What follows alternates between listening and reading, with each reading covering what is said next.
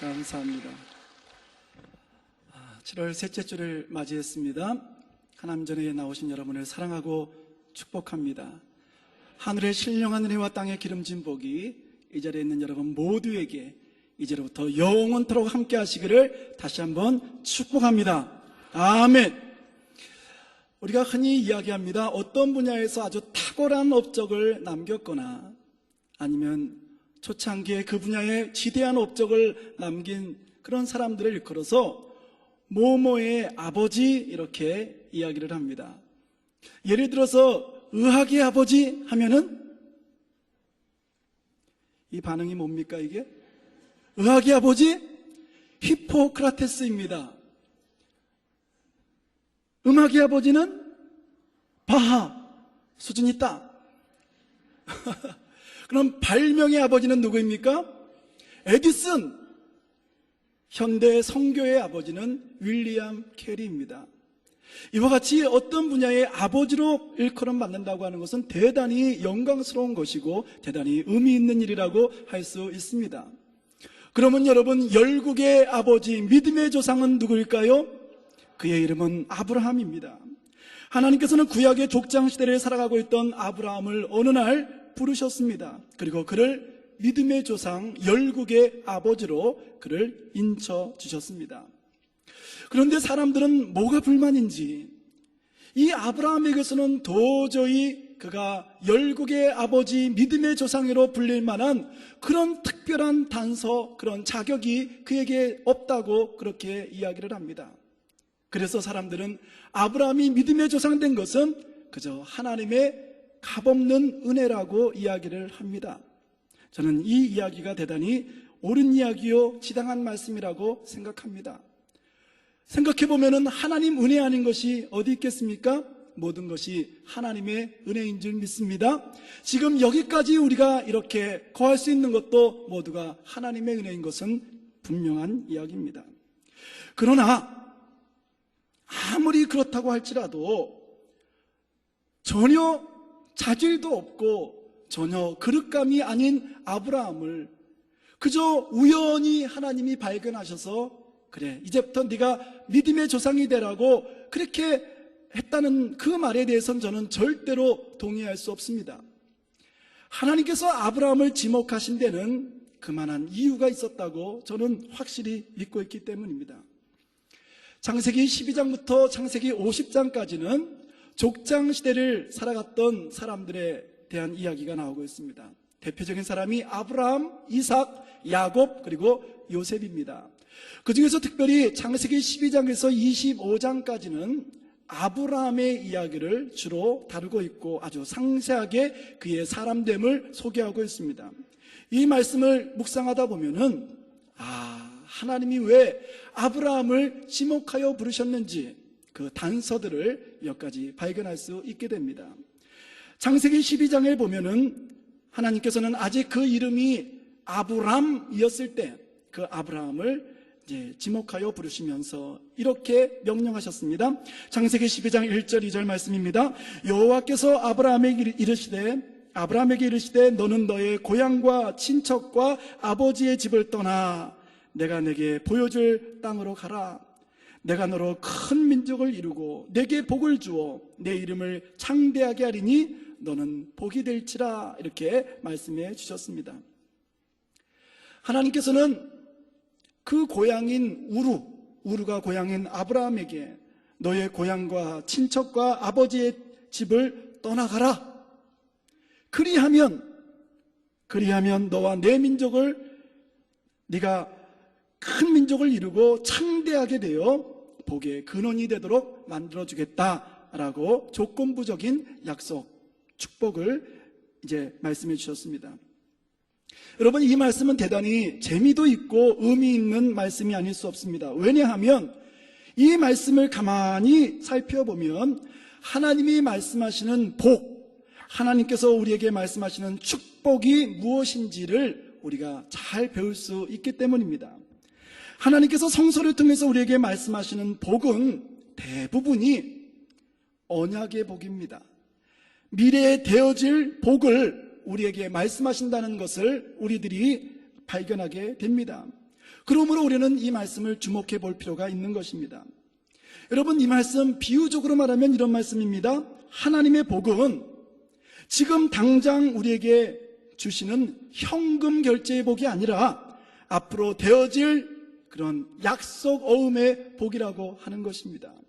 한번 따라 합시다. 하나님의 복은 약속 어음이다. 여러분, 이 말씀은 대단히 재미도 있고 의미도 있고 또 참인 말씀입니다. 지금도 여전히 이 사회 속에서는 약속 어음이 결제의 수단으로 잘 활용되고 있습니다. 그런데 여러분, 결제를 받는 사람의 입장에서는 이 약속 어음이 그렇게 달가울 리가 없습니다. 그저 지금 당장 눈에 보이는 현금을 내 손에 쥐어주면 좋을 텐데, 하나님의 복은 현금 결제하는 그런 복이 아니라 앞으로 되어질 일에 대한 약속을 먼저 말씀하시고, 그리고 내가 이 말대로 순종했을 때 이 약속음에 적힌 그 금액만큼 내가 축복을 결제하겠다고 하는 약속음의 축복이라고 하는 것입니다. 그래서 많은 사람들이 이 약속음을 거절합니다. 나는 당장 현금이 필요하니까 나는 앞으로 이 부도의 위험이 많은 약속음 나는 거절하겠다고, 그래서 그에게 예비된 복조차 스스로 걷어차는 것을 볼 수 있습니다. 그러나 어떤 사람들은 약속어음을 끊어주는 그 대상을 믿고 묵묵히 자신의 사명을 다하는 그런 사람이 있습니다. 특별히 그 약속어음을 말씀하신 그분이 하나님이시라면 우리는 두말할 것 없이 그 하나님의 말씀을 믿고 착하고 충성된 종이 되어 열심히 하나님 나라 확장을 위해서 애쓰는 그런 하나님의 자녀가 되어야 할 것입니다. 그 대표적인 인물이 누구였냐면 바로 아브라함이었다는 것입니다. 이렇듯 아브라함과 하나님의 관계는 그 시작부터가 철저한 상호 믿음의 관계에서 시작이 된 것입니다. 아브라함은 하나님께서 말씀하신 내가 너로 큰 민족을 이루고 창대케 하여 너로 하여금 복의 근원이 되게 하겠다고 하는 이 말씀을 굳건히 믿었습니다. 그리고 그 약속어음 손에 쥐고는 하나님 말씀대로 고향 친척 아베 집을 떠나 이제 하나님께서 명령하신 가나안 순례를 시작하게 된 것입니다. 하나님은 이런 아브라함의 모든 여정을 지켜보셨고 그의 믿음에 합당한 그런 놀라운 은혜와 복을 허락해 주셨습니다. 이렇게 하여서 아브라함의 이 믿음의 조상되기 또 열국의 아버지 되는 프로젝트는 차근차근 이제 진행이 되게 된 것입니다. 그리고 오늘 본문 속에서 우리들은 하나님이 왜 아브라함을 믿음의 조상으로 열국의 아비로 그를 지목해 주셨는지 아주 놀라운 면모를 우리가 발견할 수 있게 되는 것입니다. 오늘 소개되는 창세기 13장 말씀은 아브라함과 그의 조카 롯에 관련된 이야기입니다. 성경을 보니까 그들이 네게브로라고 하는 그 땅에 거주하게 되었을 때 하나님은 이미 그들에게 놀라운 은혜와 복을 주셨다는 것을 우리가 알게 됩니다. 창세기 13장 2절 말씀을 보니까 아브라함에게 가축과 은과 금이 풍부하였더라 이렇게 소개하고 있는데, 이 말씀 보니까 하나님께서 믿음으로 순종했던 이 아브라함에게 아마 1차 어음 결제를 하셨던 것 같습니다. 그래서 이미 풍성한 은혜 가운데 거한 이제 이 아브라함 일가입니다. 그런데 여러분, 옛말에 무슨 이야기 있습니까? 호사다마라고 하는 이야기가 있지요. 은혜가 넘치는 곳에는 꼭 이상하게도 좋지 않은 일이 발생하게 됩니다. 왜냐하면 사단의 역사이기 때문입니다. 하나님의 은혜가 더한 것엔 사단의 역사도 결코 만만치 않은 것이기 때문입니다. 창세기 13장 5절에서 7절 말씀을 보세요. 아브라함의 일행 롯도 양과 소와 장막이 있으므로 그 땅이 그들이 동거하기에 넉넉하지 못하였으니 이는 그들의 소유가 많아서 동거할 수 없음이니라. 그러므로 아브라함의 가축의 목자와 롯의 가축의 목자가 서로 다투고 또 가나안 사람과 브리스 사람도 그 땅에 거주하였다고 성경이 이야기하고 있습니다. 하나님께서 아브라함 일가를 얼마나 축복해 주셨든지 그들이 네게브로에서 베델에 이르고 또 베델에서 아이에 이르기까지 그들에게는 소와 또 양이 넘쳐나서 그 지역 그 방목지가 부족할 정도로 하나님이 그들에게 큰 은혜를 부어주셨다는 점을 우리가 발견하게 됩니다. 그런데 여러분, 문제는 무엇입니까? 이러한 은혜와 또 하나님의 은총이 더하는 곳에는 아까도 말씀드렸듯이 사단의 역사도 개입된다는 것입니다. 여러분, 일반적으로 우리들은 이렇게 생각하죠. 고난이야말로 위기다.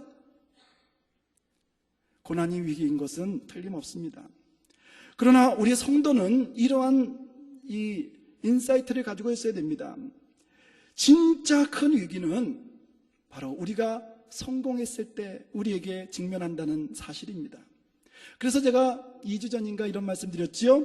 고난은 작은 위기이지만 성공은 큰 위기다, 이렇게 말씀드렸는데 이 말씀은 결코 틀린 이야기가 아닙니다. 아브라함과 롯은 그들이 큰 성공을 이루기 그 전에는 그들은 절대 싸우지도 않았고 그저 한 식구처럼 오손도손 모여서 아름다운 교제를 하였습니다. 그런데 어느덧 삶이 풍요로워지고 큰 축복의 자리에 그들이 거하자 그들 가운데 분란의 씨앗이 슬금슬금 싹트기 시작하더니만 이제는 아주 노골적으로 영역 싸움을 하게 된 것입니다. 여러분, 지금 누구와 누가 싸우고 있습니까?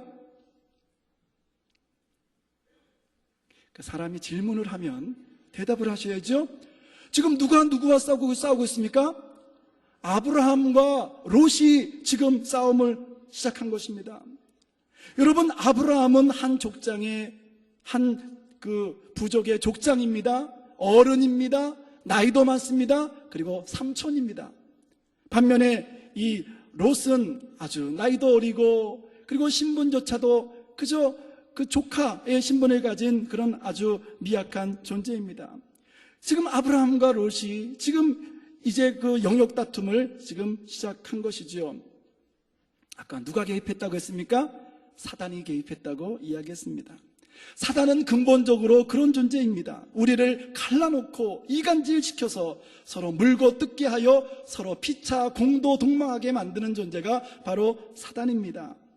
때로는 가정에서, 때로는 구역에서, 때로는 교회 공동체 안에 이런 사단이 개입하는 경우 교회는 큰 어려움을 겪게 되는 것입니다. 그런데 이것은 피할 수 없는 우리의 현실이라고 하는 것입니다.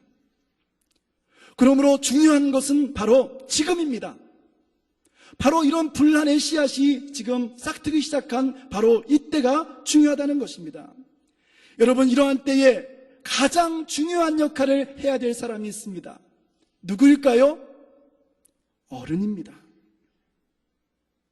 이제 어른이 나서서 그 모든 문제를 잘 수습해야 그 문제가 오히려 그 덕이 되어 복이 되어 더 큰 은혜를 누릴 수 있게 되는 줄 믿습니다.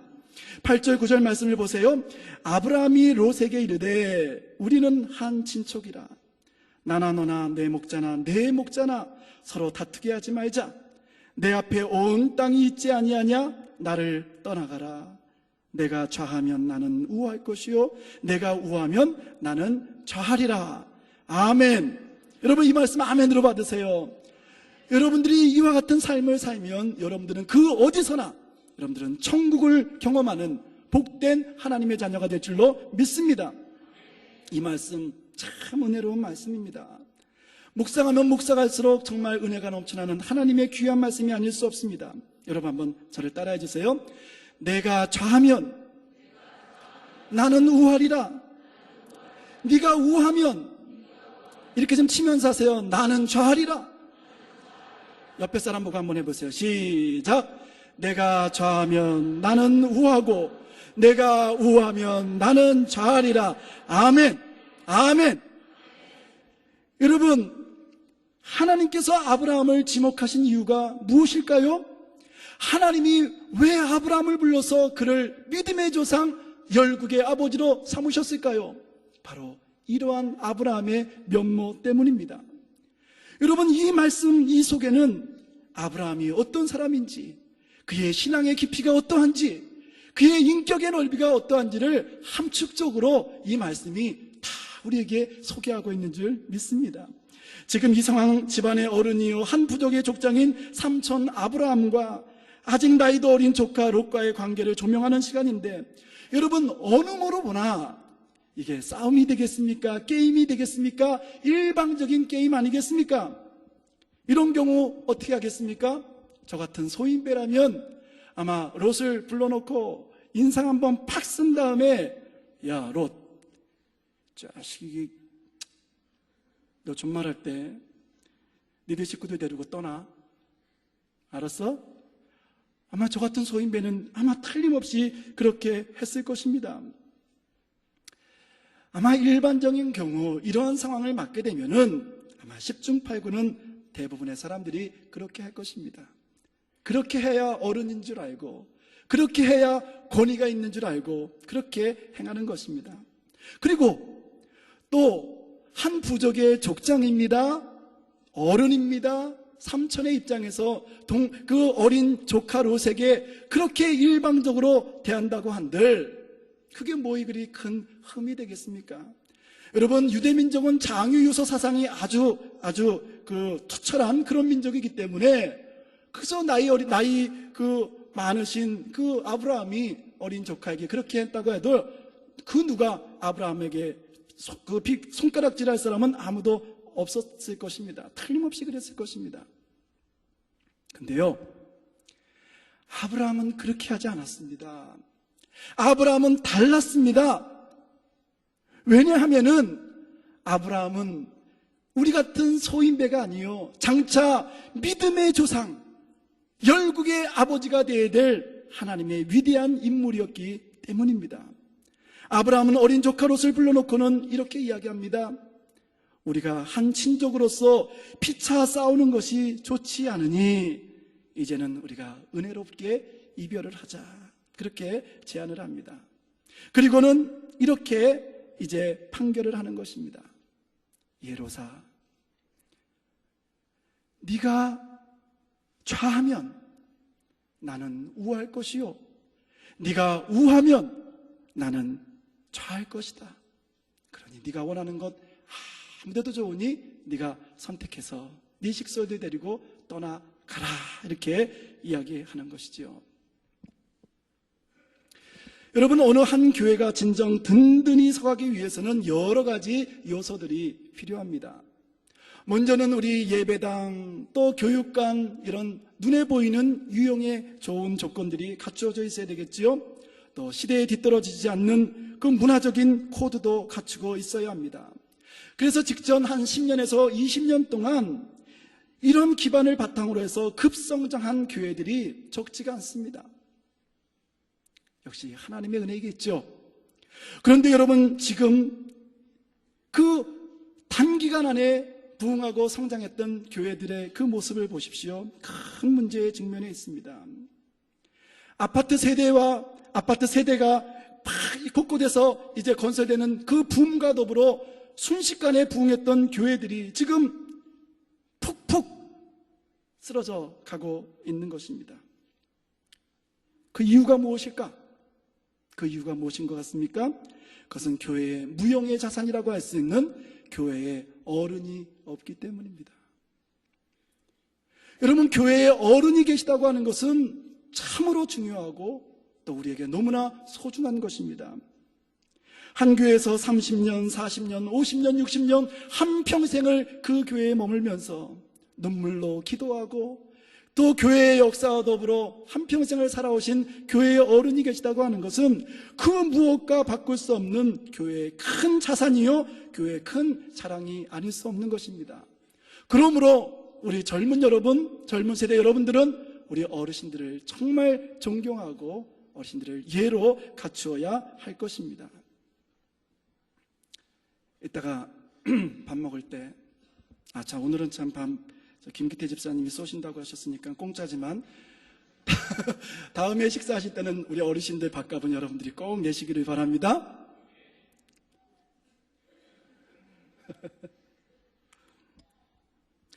그런데 여러분, 여기서 말하는 이 어른이라고 하는 이 의미는 보다 중요한 의미를 지니고 있습니다.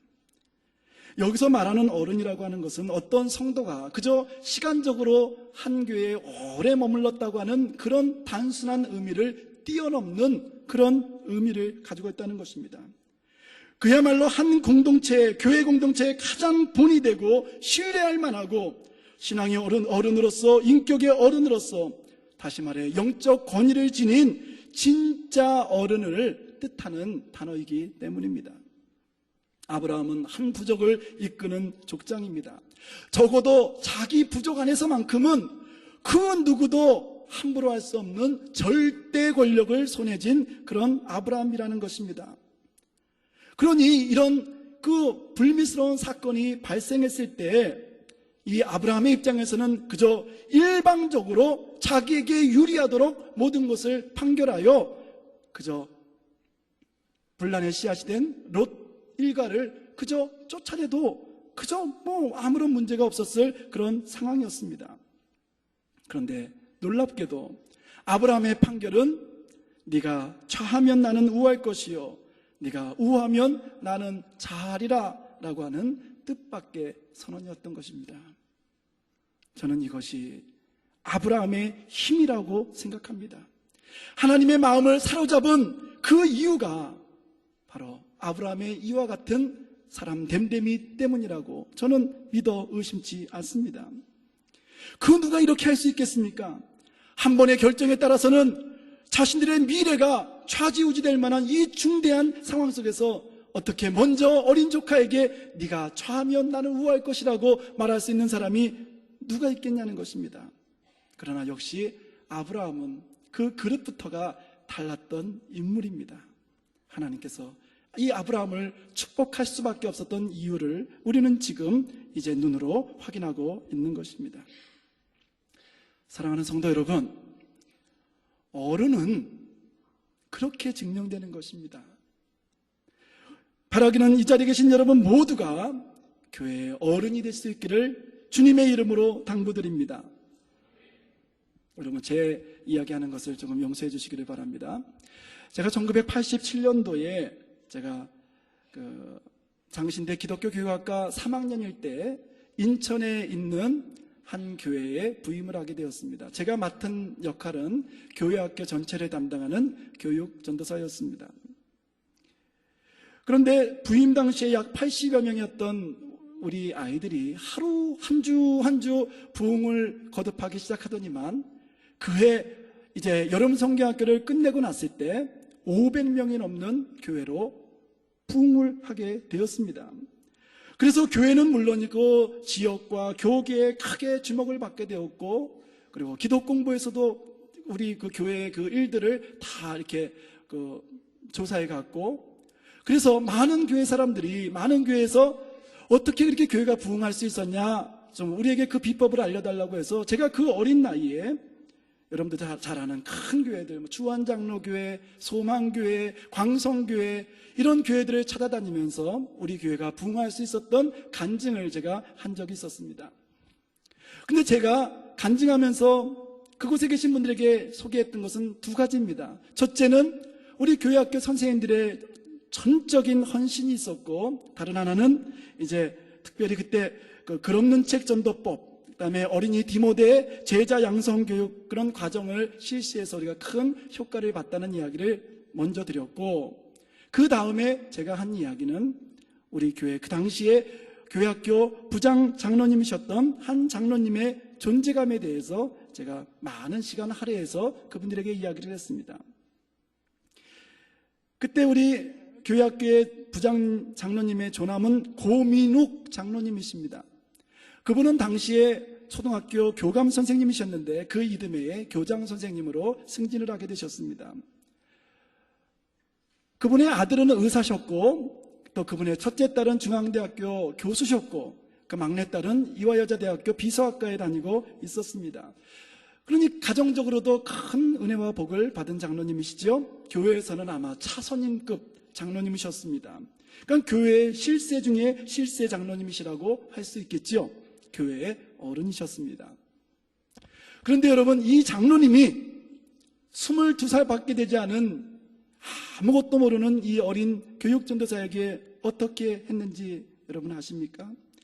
이 장로님은 경험도 없고 미숙하기 짝이 없는 그 아들 같은 저를 마치 담임 목사님 대하듯이 그렇게 저를 대해주셨습니다. 언제나 극존칭으로 저에게 말씀해 주셨습니다. 교회의 이런저런 문제를 결정할 때는 저희들이 무엇을 알겠습니까? 전도사님 뜻대로 하세요. 저희는 그저 전사님이 시키는 대로 하겠습니다. 이렇게 말씀해 주심으로 많은 교사들 앞에서 제 영적 권위를 높여 주셨습니다. 제가 있는 이야기 그대로 하는 겁니다. 식사를 함께 하게 될 때 이 머리가 희끗희끗하신 이 장로님이 저에게 뭐라고 말씀하셨는지 아십니까? 전도사님, 먼저 수저를 드셔서 먼저 식사하세요. 그래야 저희들도 따라 식사를 하지요. 이런 분이셨습니다. 그리고 토요일마다 글 없는 책 전도를 하기 위하여 이제 온 사방을 돌아다닐 때는 그때 유행하던 그 계란 과자 그거 수십 봉지를 가지고 다니면서 그 만나는 아이들에게 그걸 주면서 제가 전도하는 동안 그 장로님은 조용히 눈을 감고 그 아이들의 영혼이 주님의 영혼이 되도록 함께 기도해 주셨던 그런 장로님이십니다. 저는 이 장로님 정말 교회의 어른이라고 지금도 생각합니다. 한 교회에 어른이 계시느냐 계시지 않느냐 하는 것은 대단히 중요한 문제가 아닐 수 없습니다. 그런 측면에서 우리 교회에 참 어른이 많이 계시다는 것은 우리의 복입니다. 하나님께 너무나 감사한 일이 아닐 수 없습니다. 그러나 어느 교회에 가보면은 내가 어른임내 하면서 그저 대접만 받으려고 하는 사람들이 많은 것을 우리가 눈으로 확인하게 됩니다. 아까도 말씀드렸듯이 젊은 사람들은 우리 어르신들을 예로 잘 모셔야 되는 것은 두말할 나위가 없습니다. 그러나 중요한 것은 하나님의 관점 아니겠습니까? 하나님이 그 사람을 볼 때 하나님은 그 영혼을 어린아이 신앙밖에는 갖고 있지 못한 유치한 신앙인으로 그를 바라볼 수밖에 없다는 것입니다. 그런 분들에게는 절대로 하나님께서 영적인 권위를 부여하지 않습니다. 왜냐하면 이 어른이 누리는 권위라고 하는 것은 내 스스로 아무리 가지려고 해서 얻어지는 것이 아니라 하나님께서 주셔야 하는 것입니다. 다른 사람이 인정해 주어야 우리가 권위 있는 사람의 삶을 살아갈 수 있기 때문이지요. 아브라함은 어린 조카에게 모든 선택권을 다 주었습니다. 그런데 이 철딱선이 없는 롯이 어떻게 했는지 여러분 한번 보세요. 창세기 13장 10절에서 11절 말씀입니다. 이에 롯이 눈을 들어 요단 지역을 바라본즉 소알까지 온 땅에 물이 넉넉하니 여호와께서 소돔과 고모라를 멸하시기 전이었으므로 여호와의 동산 같고 애굽 땅과 같았더라. 그러므로 롯이 요단 온 지역을 택하고 동으로 옮기니 그들이 서로 떠났다. 이렇게 이야기하고 있습니다. 이 모습 보면 정말 이 아브라함과 극명하게 대비되는 롯의 모습을 볼 수 있습니다. 삼촌 아브라함이 그 어린 조카를 배려해가지고 그에게 우선 선택권을 주었습니다. 그렇다면 여러분, 어린 사람 입장에서 어떻게 해야 옳았을까요? 이렇게 했어야 옳았을 것입니다. 아우, 삼촌 안 됩니다. 삼촌은 우리 부족의 족장이시고 어른이신데 제가 감히 먼저 선택권을 어떻게 가질 수 있겠습니까? 그래서 삼손이 먼저 선택하시면 제가 나중에 선택할게요. 아니, 이렇게 얘기를 하든지 아니면 적어도 삼촌이 그저 알아서 결정해 주세요. 그럼 제가 그대로 따를게요. 이 정도만 됐어도 전혀 문제가 없었을 텐데 이 철딱선이 없는 롯은 그 이야기를 듣고 나서 그저 자기 이 인간적인 눈에 여호와의 동산 같고 또 당시 최고로 잘 살았던 애굽 땅처럼 보였던 요단의 동쪽 소돔과 고모라 지역을 날름 선택하고는 그리고는 즉시 일가를 데리고 떠나가고 말았습니다. 여러분, 달리 어린아이겠습니까? 달리 어린아이 신앙인이겠습니까? 이 롯의 모습을 보면은 정말 철없다, 정말 그 신앙이 어리다라는 것을 우리가 보게 됩니다. 이제 어쨌든 아브라함은 자신의 일가에게 불어닥쳤던 그 모든 분란을 이와 같이 큰 아량과 배려로 다 마무리한 이후에 이제 홀로 앉아 있습니다. 여러분 이제 이제가 중요합니다. 여러분 이제 눈을 크게 뜨고 저를 보세요. 이제부터 중요한 말씀을 드리겠습니다. 이제 롯도 다 떠나갔습니다. 홀로 남게 되었습니다. 그때 하나님께서 등장하셨습니다. 14절에서 17절 말씀을 보세요. 롯이 아브라함을 떠난 후에 여호와께서 아브라함에게 이르시되 너는 눈을 들어 너 있는 곳에서 북쪽과 남쪽 그리고 동쪽과 서쪽을 바라보라. 보이는 땅을 내가 너와 내 자손에게 주리니 영원히 이르리라. 내가 내 자손이 땅의 티끌과 같게 하리니 사람이 땅의 티끌을 능히 셀 수 있을진데 내 자손도 세리라. 너는 일어나 그 땅을 종과 횡으로 두루 다녀보라. 내가 그것을 내게 주리라. 아멘. 여러분 간혹 집에 있다 보면은 아이들끼리 서로 중요한 이권을 앞에 두고 서로 싸우며 다툼하는 모습을 바라보게 됩니다. 제가 볼 때는 참 유치한 일인데 지네들끼리는 아주 심각한 문제인 것 같습니다. 그래서 서로 이제 많은 이야기를 합니다.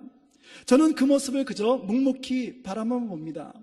그러면 어느 순간 이제 자기네들끼리 그 문제를 해결하는데 일반적인 경우에는 결국은 큰아이가 대의적인 측면에서 자신의 것을 많이 양보하고 동생에게 이제 배려함으로 그 문제가 수습이 됩니다. 여러분들도 그런 경우 보셨지요? 그러면 그 모습을 지켜보고 있던 저는 이제 각자 아이들이 자기 방으로 들어갔을 때 제가 누구의 방을 방문할 것 같습니까? 저는 큰아이의 방으로 이제 들어갑니다. 그리고 큰아이에게 이렇게 이야기합니다. 역시 네가 첫째구나. 마지답게 참 잘했다. 이제 아빠가 너에게 큰 선물을 줄 테니까 네가 원하는 건 뭐든지 말해봐. 그러면은 우리 큰애가 저에게 한바구음을 하면서 저에게 아빠 저는 사실 이것이 필요해요. 그러면 제가 두말할 없이 제가 그 원하는 것을 제가 줍니다. 지금 이 경우가 바로 지금 그런 경우라고 하는 것입니다. 아브라함과 롯이 서로 변론하고 있을 때 하나님은 그 모습을 그저 묵묵히 지켜보고만 계셨습니다. 간섭하지도 않으셨습니다.